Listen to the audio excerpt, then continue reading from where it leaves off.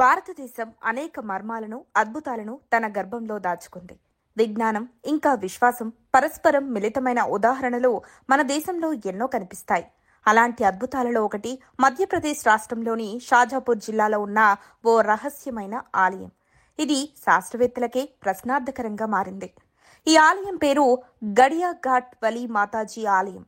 షాజాపూర్ పట్టణానికి సుమారు 15 కిలోమీటర్ల దూరంలో నల్ఖేడా ప్రాంతానికి సమీపంగా కాళీసింధ్ నది ఒడ్డున ఇది ఉంది. ప్రతి సాయంత్రం ఇక్కడ ప్రత్యేకంగా దీపాలు వెలిగిస్తారు.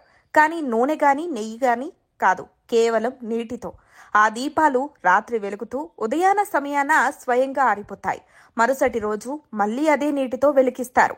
ఇది సాధారణంగా అసాధ్యమనిపించే అంశమైన అక్కడి భక్తులకి, పూజారులకి ఇది మాతాజీ చేసిన అద్భుతమే.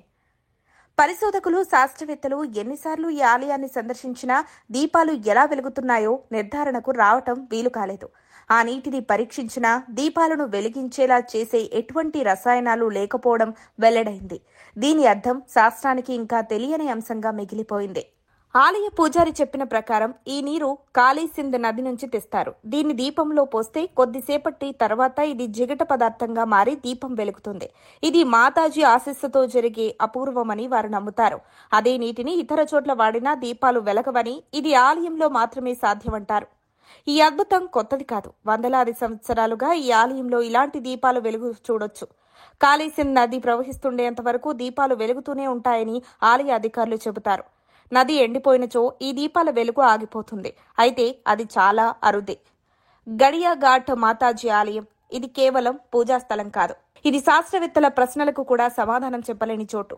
విజ్ఞానం నిలిచిపోయిన చోట విశ్వాసం వెలుగుతుంది అంటే ఇదే కావచ్చు. మరిన్ని అప్డేట్స్ కోసం మా కాయ్ టీవీని సబ్స్క్రైబ్ చేసుకోండి. మా వీడియో కనుక మీకు నచ్చినట్లయితే లైక్ చేయండి, షేర్ చేయండి. మీ విలువైన అభిప్రాయాలను కామెంట్ బాక్స్లో తెలియజేయండి.